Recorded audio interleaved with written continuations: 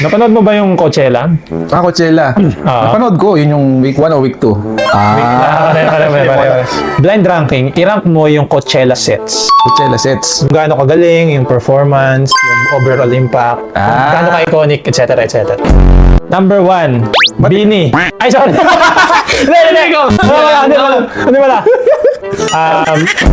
Bini. Saan mo siya ilalagay? Ganda kasi yung performance nila dahil first time yon. Tsaka yung ano pati yun, di ba? Yung syempre, nire-represent nila yung Pilipinas. Oo, Philippines.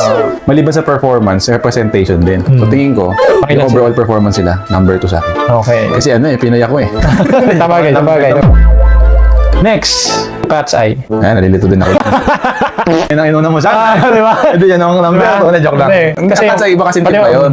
May mix siya ng iba't ibang lahi. Yan. Tapos yung outfit nila, kung yung Beanie, conservative sila naman, medyo go. Oo, parang Explosive yung mga ano outfit. nila.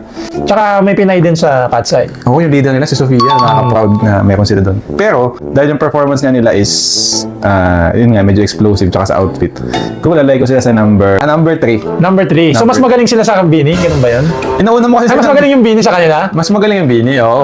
Kasi syempre, nauna mong sinabi yun. Hindi, blind ranking nga eh. Kaya alam mo sasabihin, malay ko. Blind ranking nga eh. Pag nalaman mo, wala nang ranking yun. Number 3 na lang yung Cat's Eye. Number 3 yung Cat's Eye. Tingin ko mas, may pwede pa sila improve. Wow naman. Hindi pang ano sila main stage eh. Tingin ko naman yung Beanie next year, pwede din sa main stage yun. Nagkataon lang. Next year, ibang ranking na yun. Ay, iba ba yun? Nakita mo yung performance ni Sabrina Carpenter. Ay, may tumutulo na fountain. Medyo, Pakilan siya kung ikaw ang mag-ano.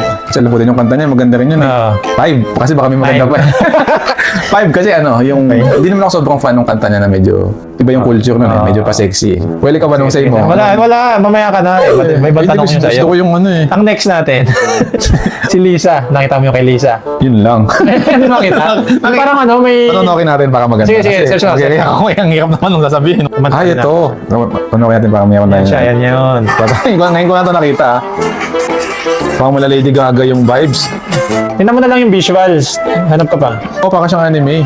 Number 4 si Lisa. Ukod sa magaling na siya sumayaw, hindi pa tinipid yung outfit niya. Tapos may pa-wings pa. Pansin ko, Very nag-explore siya. Parang nag-explore siya.